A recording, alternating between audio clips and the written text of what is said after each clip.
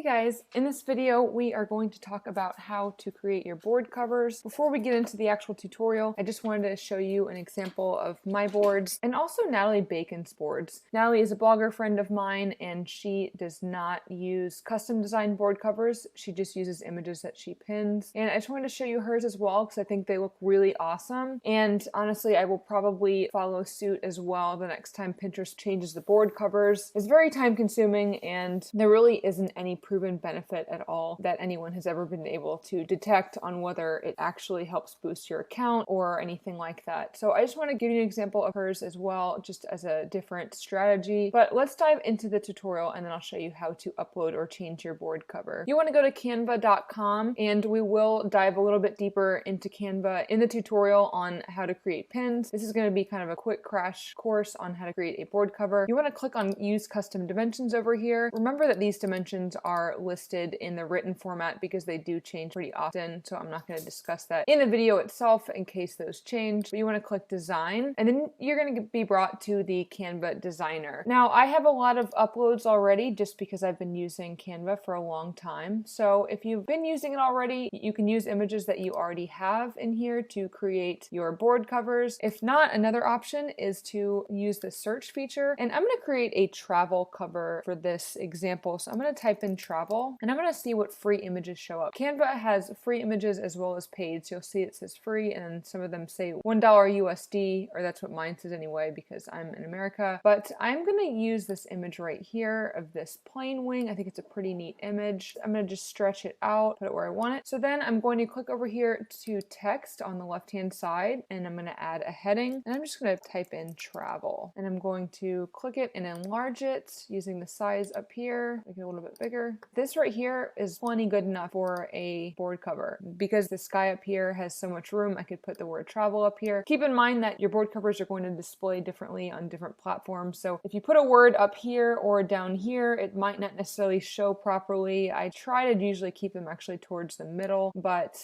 again, these things change all the time. So you might need to just kind of play around with where you put your text and actually upload it to your profile and see how it looks, and you might need to go back in and edit it. That's why this process kind of takes a while. But let's look up travel again just to show you kind of a couple of different examples. I could also delete that image. Let's use, this one's free. Let's use this. It's really not the best image. I'm going to put that there, and then what I'm going to do is I'm going to go over here to elements and I'm going to click shapes and I'm going to select this big box. I'm going to make that a different color. I'm going to go over here to transparency and I'm going to actually reduce that so that way you can still see what's in the background. Then I'm going to go to arrange and hit back, and that moves my text forward. So what I could also do is I could change this to white and I could use that as my board cover as well. That's an option. You could also use a circle just like I have on mine, and we could do the same process. Okay, so there's transparency. So you could do that as well. That's how I created mine. There's many different elements over here that you can choose from to kind of design your different boards. One other option that you could do, go back to travel, they have a bunch of icons in here. So here is a plane. What I would do is I would try to make this a different color. Okay, there's a blue plane. So I'm gonna hit back. Let's change my font color again. So there you go. So you could also do something like this. You could use an icon for your different boards. All kinds of different options, guys. I could even add an element back here. Let's try this. I'm quite quick at I know I'm moving pretty quickly, but I just want to, right now I'm just showing you different design templates, and the software itself is super easy to use. You'll just need to kind of play around with it a little bit. I could do this as well. All kinds of different options here. Just wanted to show you a few different ideas. Once you have your board cover, I actually recommend screenshotting it in Canva itself. You can click up here to download and you can download it as a JPEG or a PNG. But I've also often found that when I do that and upload it to Pinterest, it actually comes out a little blurry. So what I prefer to do is I prefer to screenshot it. I'm using a Mac, so it's Command-Shift-4 on a Mac. I'm not sure what it is for PC, but I'm gonna go over here and screenshot it.